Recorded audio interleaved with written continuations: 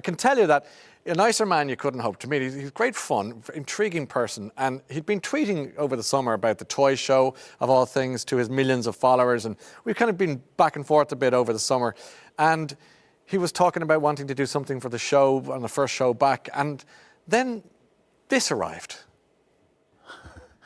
G'day Ryan, g'day everybody, how you doing? Now I know Ryan, you've been trying to get together with me for a little bit of a chat. But our time differences are, at the moment, what you would say considerably different. So when you're sleeping, I'm gallivanting about, and vice versa is also true. Anyway, so what I thought I'd do is I'd try and tell you what's usually quite a long story in the time it takes me to pour a pint. So we can share a pint and have a little tale. Now this particular tale involves a movie that I did in 1994. So I wasn't really a famous bastard yet, but I was famous enough, I suppose, to be making international movies. And I got to work with an actress called Bridget Fonda. We start off in Mexico, we go to Guatemala.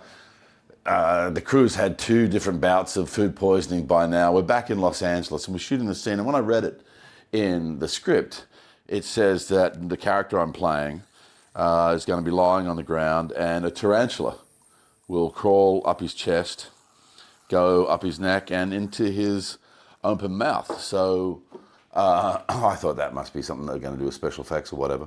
Anyway, on the day, turns out, no, they had an animal wrangler and he bought some tarantulas, and one of the producers took me aside to assure me it's okay because the tarantulas have been milked for their venom, so they're not actually dangerous or whatever. And I'm like, okay, so they set this up, old-fashioned lighting system, very hot.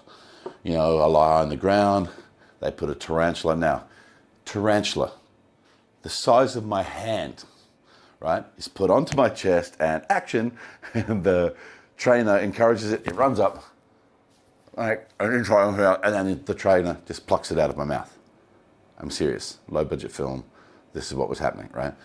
We do a take. I'm thinking, whew, that was good. That was nice. He did all the things they were asked. Can we move on? And they're like, oh, no, we want to adjust the lights. We want to do it again.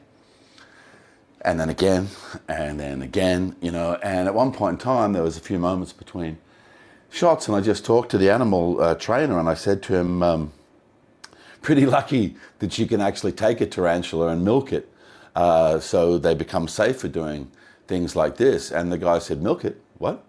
And I was like, oh. So my one safety net wasn't actually there, apparently. Anyway, so take 5, take 6. I'm getting really hot and sweaty now. Those lights are killing me. And I've got to tell you, particularly after the not possible to milk a tarantula conversation, my heart rate's going pretty high. You know, my neck's getting quite wet now. I'm hot and sweaty, and they wipe me down between takes, but the tarantula kind of comes up my neck and it stops. And it sort of opens its legs a little bit and sort of pushes into me. And a little bit of encouragement from the trainer. Eventually, the trainer, it comes up, you know, pulls it out of my mouth, you know.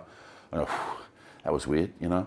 And take 8, take 9, 9 takes with a live tarantula crawling up my chest, onto my neck, into my mouth. Anyway, the next day I got this massive rash. Went to a doctor, blah, blah, blah. He says that apparently at some point in time, the tarantula has released these little fine hairs, and one of them has got into the pore of my neck. And so now I've got this rash all over my chest. And so some part of the venom of a tarantula is now in my body, you know.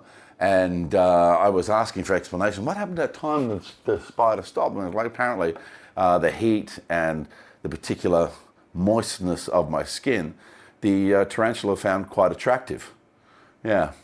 So anyway, I believe, and I stand to be corrected in front of Brendan and Mr. Harris, having a beer here with you, Ryan, and all the folks at home.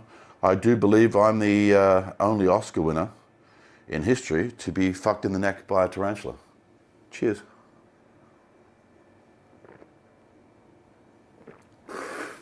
Oh yes indeed. You know, that was Russell Crowe having a pint of Guinness and sending us that wonderful story all the way from Australia. And we appreciate him taking the time to tell us that, Jarn. And I think a hashtag has just been born.